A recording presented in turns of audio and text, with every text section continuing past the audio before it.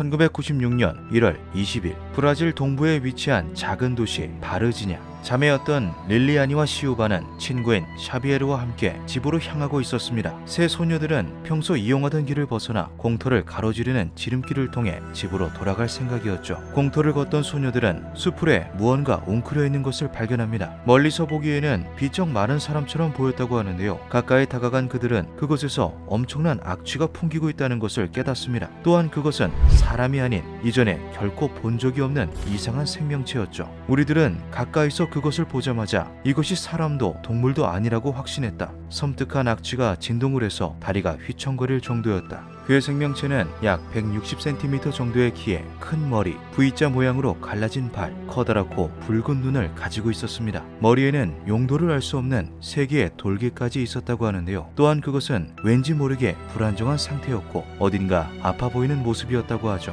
소녀들을 마주한 괴생명체는 소리를 지르며 몸을 흔들기 시작했고 겁에 질린 소녀들은 공터를 빠져나와 집으로 달아났습니다. 집에 도착한 소녀들은 어머니에게 악마를 보았다며 그 존재에 대하여 설명하였는데요. 아이들의 표정을 보고 이것이 농담이 아니라는 것을 깨달은 그녀는 소녀들이 보았다는 생물을 확인하기 위해 공터로 이동했죠. 하지만 괴 생명체는 이미 사라진 뒤였습니다. 대신 V자 모양의 또렷한 발자국과 강한 암모니아 냄새를 확인할 수 있었다고 하죠. 소녀들이 마주했다는 괴 생명체에 대한 소문은 삽시간에 도시 전체로 퍼졌습니다. 각종 신문 기사에 실리고 뉴스에까지 보도되며 도시를 넘어서 브라질 전역에서 화제가 되었는데요. 이에 사람들은 다양한 추측을 내놓았습니다. 그 중에서는 이것이 괴 생명체나 외계인이 아닌 그저 소녀들의 착각일 수 있다는 주장도 많았죠. 소녀들이 목격한 것은 그 지역에 거주하는 34세의 노숙자 무디뉴일 것이다. 그는 정신지체를 가지고 있는데 셔츠를 벗은 채로 벽에 웅크려 있는 모습이 평소 주민들에게 자주 목격되었다.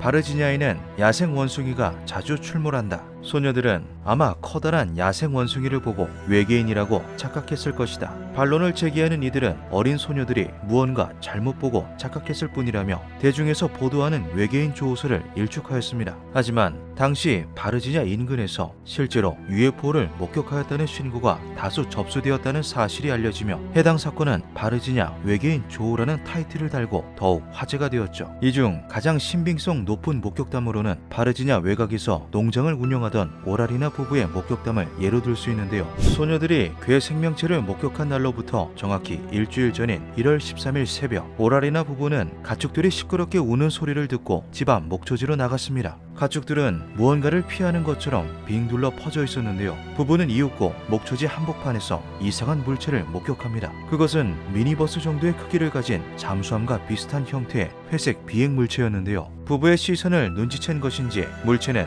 갑자기 흰 연기를 내뿜으며 상승하여 사라졌다고 하죠. 놀란 부부는 바로 경찰에 신고를 했습니다. 이상한 것은 경찰뿐만 아니라 군용 트럭까지 나타나 주변을 조사하기 시작했다는 것인데요. 근처를 샅샅이 수색한 결과 목초지 부근에서 피가 빨린 채 죽은 3마리의 사슴이 발견되었죠. 오로지 피를 빠는 것으로 사슴을 죽음에 이르게 할 수 있는 동물은 바르지냐뿐만 아니라 전 세계를 놓고 보아도 존재하지 않습니다. 오라리나 부부의 증언과 연관이 있어 보이는 군사 기록도 존재했는데요. 부부가 미확인 비행 물체를 목격한 날과 같은 날, 브라질 공군은 영공 일대에서 비정상적인 레이더 기록을 포착합니다. 공군의 레이더에는 약 40개 정도 되는 미상 물체가 포착되었는데 그 실체를 밝혀내지는 못했다고 하죠. 진위 여부는 확실치 않지만 손상된 UFO로 보이는 듯한 물체를 군인들이 세대의 트럭에 나누어 담고 실어가는 것을 보았다는 목격자도 등장하였습니다. 하지만 브라질 당국은 이 모든 사실을 부인하며 근거 없는 소문일 뿐이라고 단호하게 선을 그었는데요. 정부 측은 소녀들의 부모가 언론사와 인터뷰를 하는 대가로 $200의 돈을 요구하였다며 모든 것이 조작되었거나 거짓으로 꾸민 사건일 것이라고 말하였죠. 그렇게 바르지냐 외계인 조우 사건은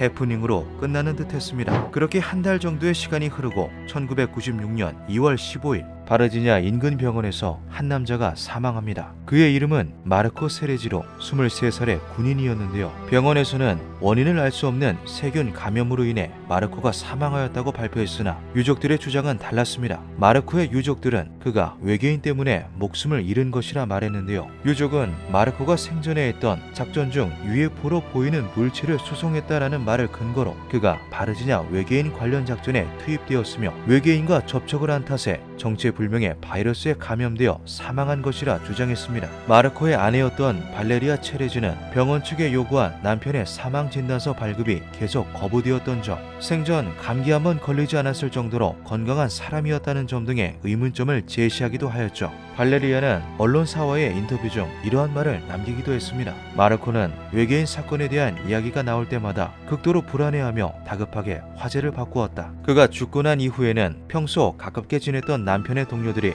서로 약속이라도 한 듯 나에게 말을 걸지 않았다. 이후 사건은 다시 논란이 되었고 미국의 월스트리트 저널의 정식 기사로도 실리며 전 세계가 집중하는 사건이 되었습니다. 하지만 브라질 정부의 강경한 부인으로 인하여 사건에 대한 추가적인 조사는 이루어지지 않았죠. 브라질의 바르지냐 외계인 조우 사건은 미국의 로스웰 UFO 추락 사건과 더불어 가장 유명한 외계인 출몰 사건으로 꼽히고 있습니다. 현재 바르지냐에는 외계인을 목격한 세 소녀의 증언과 기록들을 모아놓은 박물관이 있는데요. 이에 대해 근거 없는 소문을 돈벌이로 이용하고 있다. 목격담과 증거들을 기록으로 남겨두는 것은 중요하다 등 바라보는 시각은 매우 다양하죠. 과연 바르지냐 외계인 조우 사건의 진실은 무엇일까요?